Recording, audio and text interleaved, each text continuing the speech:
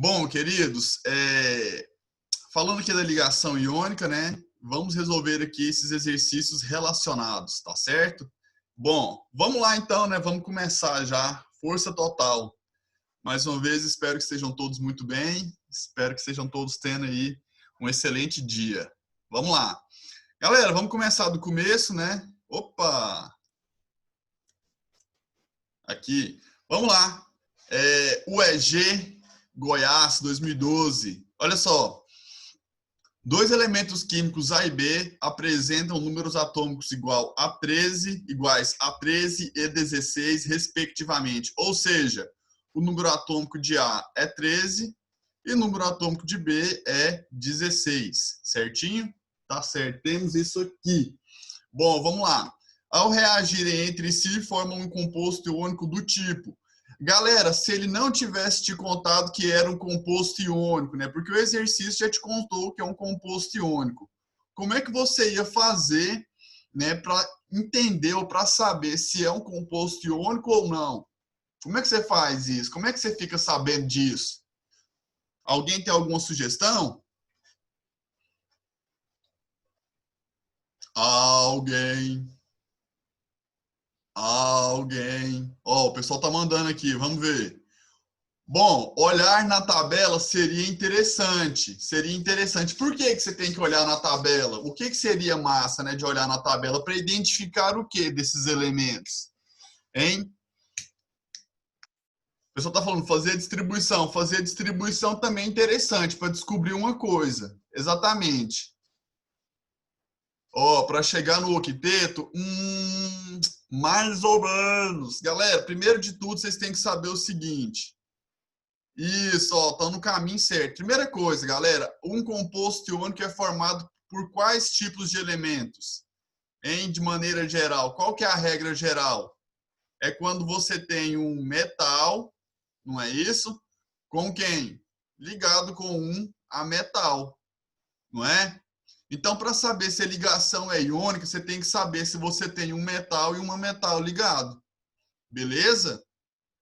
Então, vamos lá, né? Para isso, você pode olhar na tabela periódica, não é verdade? Sim, se você olha na tabela periódica, deixa eu voltar aqui, na tabela periódica a gente tem, de fato, né, os elementos aí em posições. Ó, esse grande grupo aqui de verde, né? Esse grande grupo aqui de verde, com exceção aqui do hidrogênio, não é? Abrangendo também aqui, né, os lantanídeos e actinídeos, todos esses elementos são metais, não é isso? Sim, todos eles são metais. E os ametais, eles são aqui, ó, esse grupo de amarelo, né? Os elementos que estão aqui, né, nesse grupo de amarelo, não é isso? Então, quando a gente tem um metal desses com um metal desses, a ligação vai ser qual? Vai ter qual caráter? A ligação vai ter um caráter iônico, tá bom? Então, voltando aqui, né, vamos lá. Professor, então a gente podia fazer a distribuição eletrônica. Quando você faz a distribuição eletrônica, você tem como saber se é um metal ou se é um ametal. Vamos lá? Para o A, eu vou fazer a distribuição eletrônica do A aqui. Ó. Como é que ficaria? Se ele tem número atômico igual a 13, ele tem 13 prótons e quantos elétrons?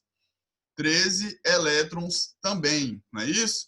Então a distribuição ficaria assim, ó, 1s2, 2s2, 2p6, 3s2 e 3p1. Não é isso? Sim, essa seria a distribuição eletrônica. Beleza?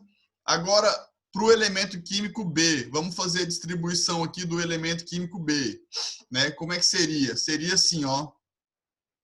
Ele tem 16 prótons, não é isso? Número atômico 16, então ele também tem 16 elétrons. Então, vamos distribuir esses 16 elétrons. Ficaria assim, ó, 1s2, 2s2, 2p6, 3s2, até aqui deu 12, né? Para 16, 4, 3p4, certo?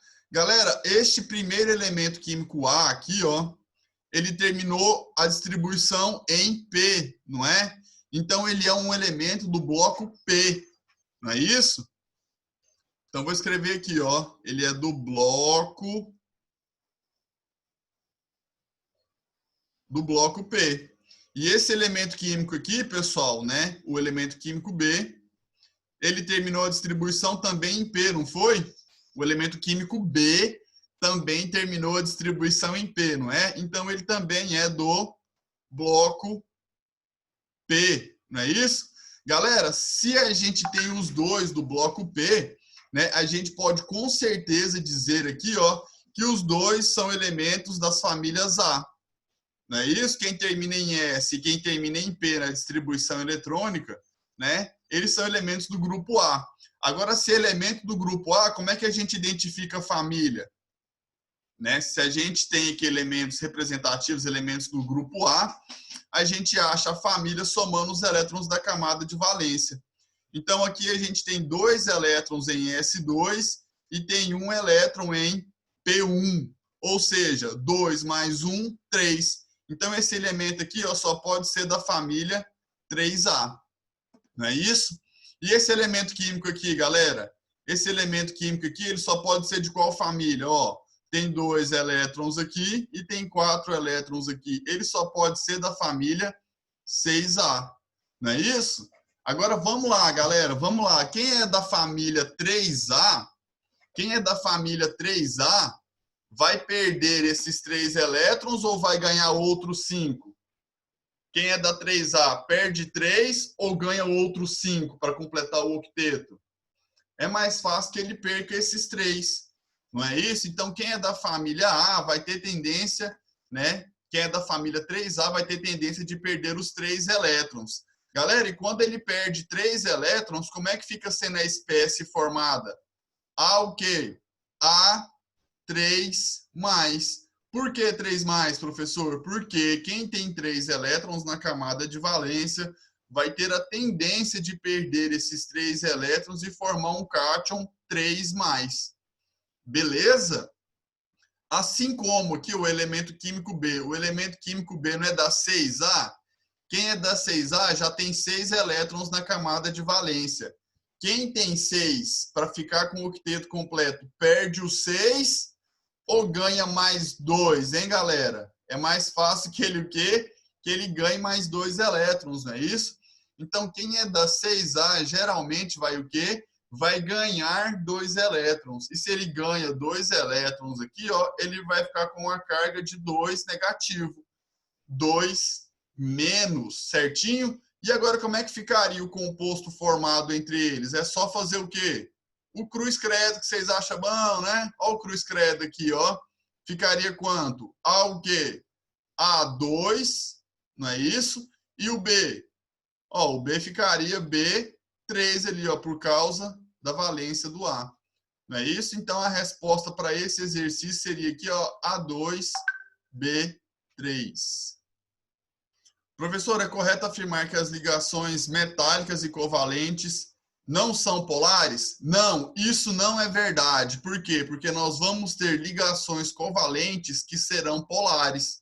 Por exemplo, eu vou te dar uma bem clara, a ligação entre hidrogênio e cloro, certo? Por que essa ligação é polar?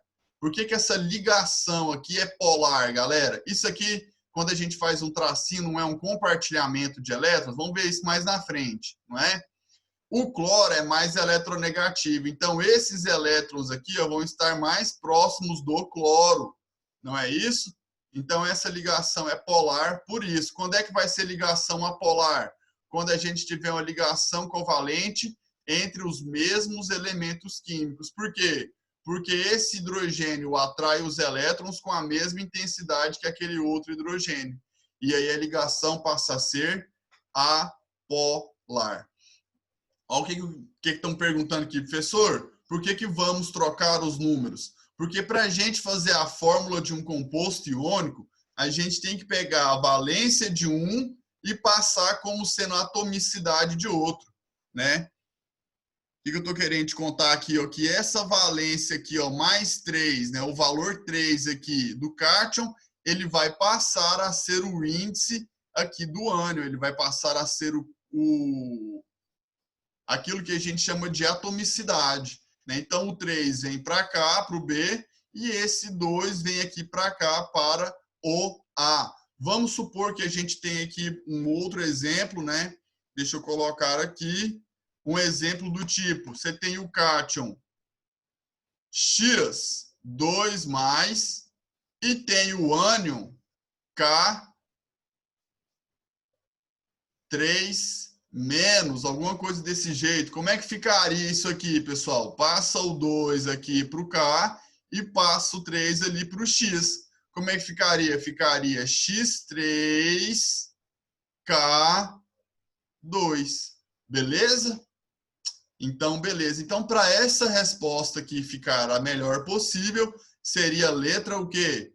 Letra D, né, pessoal? A2B3. Tá bom? Belezico? Sim? Então, vamos adiante. Vamos lá, vamos lá. Olha só esse aqui, ó. Mais ou menos o que a gente acabou de falar. Um composto formado pelo cátion X, então vou marcar que X é o cátion, não é isso? E o ânion Y, não é isso? Com fórmula química representada por X2, X2, Y3, não é isso? A respeito desse composto, assinale a alternativa correta. Aí ele vai falar aqui, né, dos elétrons da camada de valência de cada um desses átomos X e Y, certo? Agora, para a gente falar a respeito da camada de valência de cada um dos átomos, a gente tem que olhar para essa fórmula aqui primeiro e entender o seguinte, galera. Esse 2 que está aqui no X, ele um dia estava onde? Ele um dia foi a valência do Y. E esse 3 que está no Y, um dia ele foi a valência ali do X. Não é verdade? Então, como é que a gente pode escrever isso aqui? A gente pode escrever isso aqui o seguinte. Como se fosse o X e o Y, não é? Agora, com quais valências? A gente consegue falar, ó, porque o 3 não estava ali um dia, ó. O 3 desceu porque ele era a valência do X. Então, o X, por ser o cátion, né, como é cátion, eu vou colocar o quê? O sinal positivo. Agora, positivo que tanto? 3 mais, né? 3 mais, porque o 3 estava aqui, né, como sendo a atomicidade do X. Não é isso? Você desfaz o cruz credo, não é? E qual que vai ser a valência do ânion? Como é que eu sei que é o ânion? Ó, porque o enunciado me contou, não é isso? Qual que vai ser a valência do ânion? Vai ser esse 2 aqui, ó. A gente volta o 2 ali e vai saber que o 2 seria, né, a valência do ânion Y. Certinho? Agora, o que a gente pode falar, galera, com relação à camada de valência desses elementos químicos aqui, ó? Se o X ele ficou 3+, é porque ele tem tendência de perder 3 elétrons. E quem tem tendência de perder 3 elétrons é quem está no grupo 3A. Beleza? É quem está no grupo 3A. E quem é que tem tendência de ganhar 2 elétrons? Ganha 2 elétrons quem já tem 6 na camada de valência. Ou seja, quem é do grupo 6A. Ou seja, quem é do grupo 3A tem 3 elétrons na camada de valência. E quem é da família 6A vai ter 6 elétrons na camada de valência. Belezinha? Agora vamos tentar achar melhor aqui, ó. O átomo X possui, letra A, o átomo X possui 2 elétrons na camada de valência. É falso, né, galera? A gente já viu que o A tem o quê? Que o A tem 3 elétrons na camada de valência. Então, letra A está falsa. Letra B, o átomo Y possui 6 elétrons na camada de valência. Ó, isso aqui está verdadeiro, a gente acabou de identificar, né? Por que ele tem 6 elétrons na camada de valência? Ora, porque se ele tem valência 2-, significa que ele recebeu 2 elétrons para si, não é isso? E quem tem tendência de receber 2 elétrons? É quem já tem 6 na camada de valência. Estão pegando a visão? Então, essa letra aqui, ó, B, ela parece sim ser verdadeira. Nós temos uma pergunta aqui. Ah, tá certo. Bom, letra C. O átomo Y possui 2 elétrons na camada de valência? Não, ele tem valência 2-, mas a valência dele, né, nos faz concluir que ele tem 6 elétrons de valência. Por quê? Porque se ele recebe 2, é porque ele já tinha outros 6 ali, ó, para completar, somar com esses 2 e formar o seu octeto. Beleza? Então, letra C também está falsa. Letra D. O átomo X possui 6 elétrons na camada de valência? Falso, porque o átomo X possui 3 elétrons. E letra E. O composto se estabiliza por ligação química covalente. Galera, não é, né? Por que que a gente sabe que essa ligação química aqui não é covalente? Muita atenção, porque a gente tem uma espécie química que é da 3A, não é isso? Quem é da 3A vai ter a tendência de perder os 3 elétrons que ele possui. Galera, e a família 3A, ela só tem um ametal, e este ametal é o boro, certo? A família 3A começa com boro, depois alumínio, galho, índio e talho, certo? Essa aqui é a família 3A e somente o boro ele é um ametal, tá certo? Então, né, por que que a ligação não é covalente? Porque a gente tem o átomo X e o átomo X é de um metal e o átomo Y ele é de um ametal, tá certo? Um ametal, né, do grupo 6A ou do grupo 16, tá certo? Então, letra E também está falsa. Então, a melhor resposta nesse caso aqui, sim, letra B. Teve gente que respondeu aqui, ó, no chat que era a letra B. Você acertou! Belezinha? Coisa boa. Então, aqui, ó, 3 fica letra B de balão. Vamos adiante? Bora! Olha essa aqui, galera. Num cristal de NaCl, então a gente tem aqui, né, um cristal de NaCl. A menor distância entre os núcleos de sódio e entre os íons sódio mais e cloro menos é de 2,76. Então ele está falando dessa situação que eu estou marcando aqui, né?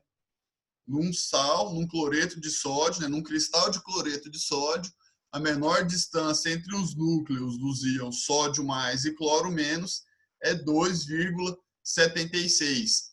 E a distância entre os dois íons cloreto que se encostam, então a distância entre os dois íons cloretos é de quanto?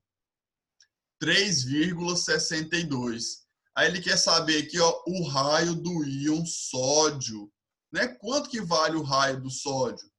Galera, esse exercício aqui, na verdade, ele não tem nada demais, né? Por quê?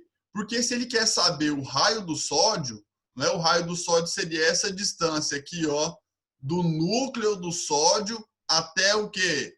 Até o início aqui do átomo de cloro, né? Do ânion de cloro. Não é isso? Só que a gente já sabe aqui, ó, que a distância entre dois núcleos do cloreto aqui dá quanto? A distância ali é de 3,62. Então, se a gente pegar essa distância aqui toda, né, e dividir ela por 2, a gente encontra o raio do cloreto. Eu estou querendo fazer aqui um errinho aqui, ó, do Cl menos, beleza? E quanto que é 3,62 dividido por 2? Se eu não estou enganado, é 1,81. 1,81 que? Angstrom é o A com essa bolinha. Professor, o que é que significa esse A com essa bolinha? O A com a bolinha, né, igual eu já disse, ela significa angstrom e ela é um valor de 10 a menos 10 metros, certo? Ela é uma unidade de medida que ela é equivalente para os tamanhos aí, né, de átomos e de íons, né? Um valor bem pequenininho, tá certo? Bom, e aí, galera, como é que fica? Como é que a gente agora acha o raio aqui do sódio, né? O que a gente sabe? Que o raio, né, do sódio, o raio do Na mais o raio do Cl menos dá quanto? Ó, o raio do sódio mais o raio do cloro, né, do cloreto, dá quanto? 2,76. 2,76. A gente não sabe o raio do cloreto aqui, o que a gente achou aqui né, pela distância entre dois íons cloreto, não é isso? Então, como é que fica isso aqui? Passa esse valor lá para o outro lado, ó. Então, o que é o raio do sódio mais? Faltou um mais aqui. O raio do sódio mais vai ser 2,76 menos o raio do cloro, né, o cloreto, que no caso é 1,81. 2,76 menos 1,81. Ou seja, qual é o valor do raio do Na+, né? Então vamos fazer a continha aqui. 2,76 menos 1,81. Vou fazer aqui na calculadora para não errar a conta. Ó, eu achei aqui o valor. Quanto que deu aí? Fala aí para mim. Pode falar, galera. Fala assim, ah...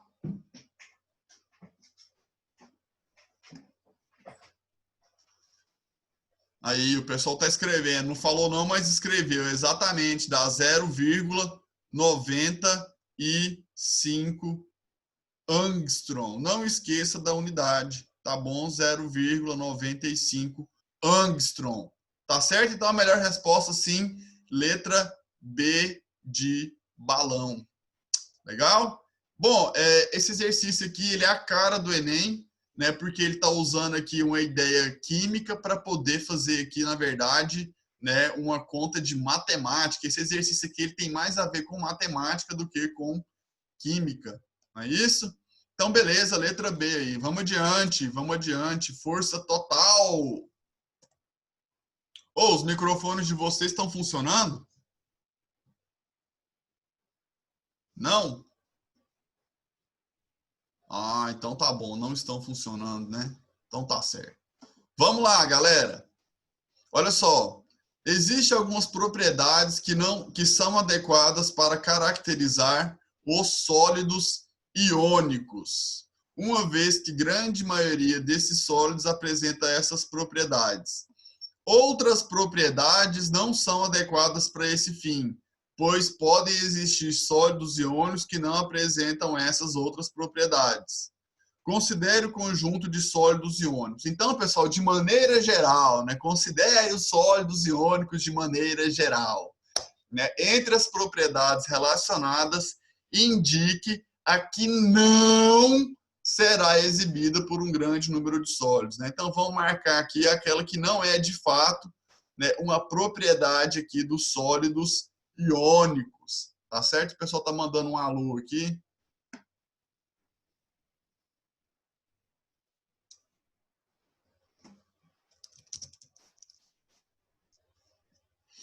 Só um minutinho.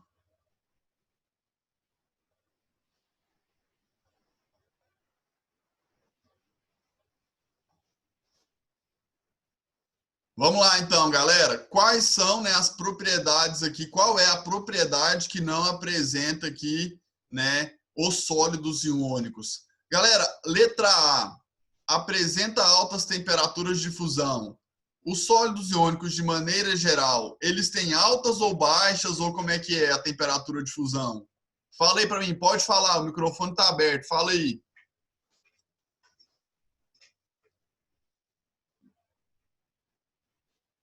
Alô, alguém?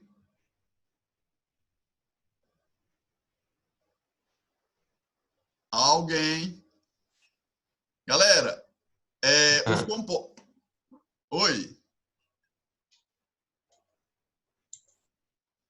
Os compostos iônicos, galera, de maneira geral, eles têm altas ou baixas temperaturas de fusão? Altas. Isso, altas, né? Boa, obrigado, o pessoal está participando, o microfone está aberto. É isso mesmo, galera, né? Eles têm altas temperaturas de fusão de maneira geral. Tanto é que na temperatura ambiente, assim, ó, quando você for ver um composto iônico, ele é o quê? Ele é sólido, não é isso? Então essa letra A é verdade, verdade verdadeira. Letra B, conduzir corrente elétrica quando fundido. Isso é verdade ou isso é mentira?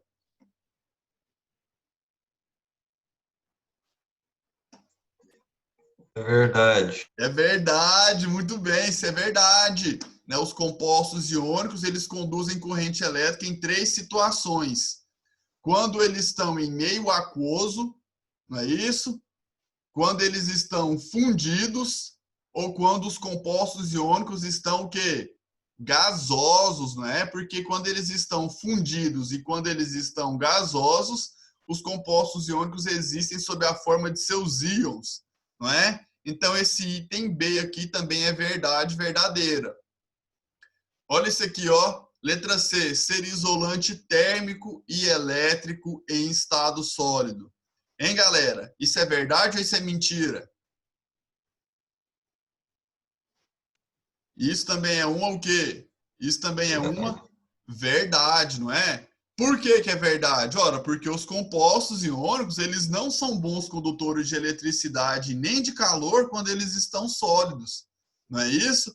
A gente acabou de falar que eles vão ser bons condutores elétricos quando? Quando estiverem aquosos, fundidos ou no estado gasoso. Beleza? Então a letra C aqui também é verdade, eles são isolantes térmicos e elétricos em estado sólido. Então, o que é que restou, galera, para a gente aqui? Letra D, né? Todos os compostos iônicos, ou a grande maioria esmagadora, eles são solúveis em água? Não, isso não é verdade, certo? Nós temos vários compostos iônicos que vão apresentar aí, né, uma baixíssima solubilidade em água, tá certo? Ah, professor, fala um exemplo aí. Tá bom, eu te falo, né? O sal cloreto de prata, o AgCl, ele não é solúvel em água, certo? Se você adicionar este sal ali no meio aquoso, ele não vai ali, de alguma maneira, solubilizar-se em grandes quantidades, tá bom? Ele vai ficar predominantemente sob a forma de um sólido precipitado no recipiente. Então, número 10, a melhor resposta, letra D. Falou? Então, beleza, vamos adiante, vamos adiante. Número 15. Quinzésimo aqui, ó. Vamos lá. Quando o átomo X, né? Então o átomo X, ele tem essa configuração aqui, beleza? Reagem com átomos Y com configuração, e essa aqui é a configuração do átomo Y, a formação de cátions e ânions. Qual é a valência dos cátions e ânions formados respectivamente? Galera, então vamos lá, né? O átomo Y, qual que é a configuração eletrônica do átomo Y? É essa aqui, ó. 1s2, 2s2, 2p6 e 3s2, não é isso? E do átomo X, o átomo X vai ter a seguinte configuração, ó. 1s2, 2s2, 2p5. Não é isso? Sim, isso é verdade. Aí, galera, vocês têm que agora, né, juntar algumas coisas que vocês já sabem. Esse átomo Y aqui, ó, ele só tem, né, 2 elétrons na camada de valência e o átomo X, ele tem 7 elétrons na camada de valência. Então, o átomo aqui, ó, ele tem 3 elétrons na camada de valência e o X, ele tem quantos? Ele tem 7, não é, galera? Então, qual que é a tendência aqui, ó, de quem tem 3 elétrons? A tendência é ganhar 5 ou perder 3? Fala aí. Pode falar, galera, pelo microfone. Quer falar, não?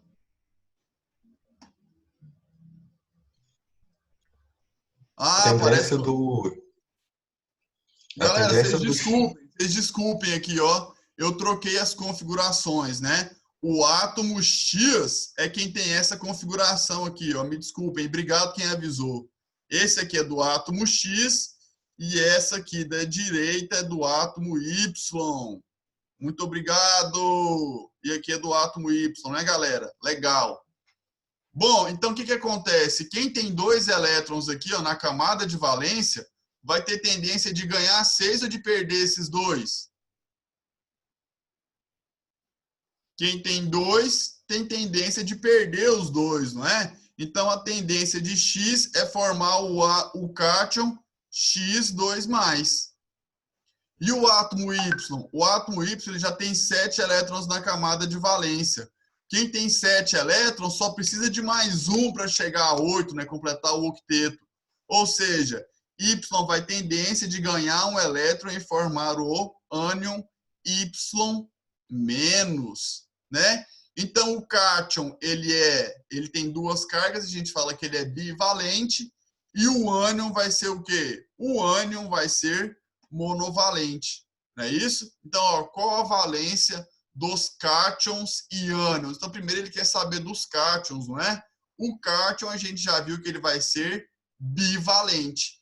Então, a primeira, letra A, e a segunda não servem para a gente, não é verdade? Então, ó, o cátion é bivalente e o ânion monovalente. Então, essa aqui não serve, por quê? Porque o nosso ânion é monovalente. Melhor resposta fica sendo letra C de coração. Beleza? Então, tá certo. Olha só essa aqui. Vamos fazer mais essa aqui para a gente encerrar. Considere os átomos X com número atômico 13 e átomos Y com número atômico 8. Esses átomos formam um composto com a seguinte fórmula. Galera, ele não falou aqui pra gente que esse composto aqui, ele vai ser iônico ou covalente, beleza? Então, a gente tem que identificar isso. Vamos identificar se o composto vai ser iônico ou covalente. Para identificar isso, ou você olha na tabela periódica, né? Por quê? Porque quando que vai ser uma ligação iônica, galera? A ligação é iônica quando você tiver um metal ligado com um ametal, não é? Metal com ametal. Sim? Bom, então a gente vai identificar se o átomo, né, X e o Y são metais ou ametais. Bom, o número atômico de X é igual a 13, né? Como é que fica a distribuição eletrônica de quem tem 13 prótons e 13 elétrons?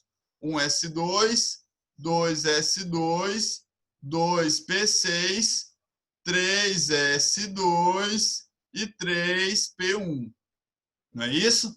E quem tem 8 prótons, né, número atômico igual a 8, vai ter 8 elétrons e a configuração vai ser assim, ó, 1s2, 2s2, 2p4. Né? Vou fazer o P mais bonitinho aqui, ó, 2p4.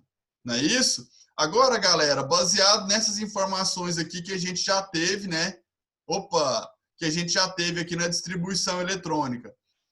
Esses elementos químicos, eles vão ter, qual deles vai ter tendência de ganhar ou perder elétrons, ou isso não vai acontecer? Galera, quando eu olho a configuração do X aqui, ó, eu vejo que ele é um elemento representativo do bloco A, ou elementos dos grupos A. Por quê? Porque a distribuição terminou em P. Quando termina em P, é do bloco P, e o bloco P são elementos representativos, não é? Assim como esse elemento aqui, ó, ele também é um elemento representativo porque a distribuição acabou em P. Então, os dois elementos são elementos dos grupos A, elementos representativos. Esse elemento aqui, o X, ele tem 3 elétrons na camada de valência, então ele é do grupo 3A. E esse elemento Y aqui, ele tem 6 elétrons na camada de valência, ele é do grupo 6A. Não é isso? Quem é do grupo 6A tem tendência de fazer o quê? De ganhar ou perder elétron, galera? Ganhar. Ganhar, exatamente. Arrasou, muito bem. Então, o Y ele vai formar qual tipo de ânion? Não falta 2 elétrons para ele completar o octeto? Então, ele vai ficar 2-, certo? Já o X, que está do grupo 3A, ele vai ter tendência de perder esses 3 elétrons e formar o cátion X+. Não é verdade? Agora, como é que é o composto formado entre o X+, e o Y2-? A gente tem que fazer a regrinha do intercruzar, que vocês chamam carinhosamente de cruz-credo, não é isso? Sim! Então, vamos pegar o 3, passar aqui para o Y, e o 2 passar aqui para o X. Então, vai ficar assim, ó, X2, Y3. Beleza? Ah, professor, como é que o senhor sabe que o composto formado entre eles é um composto iônico? Ora, porque eu já detectei que esse elemento químico vai ter tendência de perder elétron e esse aqui vai ter tendência de ganhar. Ou seja, a gente tem aqui um metal e a gente tem aqui um ametal, certo? Então, a melhor resposta nesse caso aqui, qual que é? Letra... Aí, ó, letra B, ó, X2, Y3. Beleza? Galera, então a gente encerra por aqui para não extrapolar o tempo. E, no mais, é isso. Um beijo a todos. Fiquem bem e contem com a gente. Estamos às ordens para atendê-los na plataforma e nas nossas redes sociais, tá bom? Um beijo no coração. Tchau, tchau. Valeu!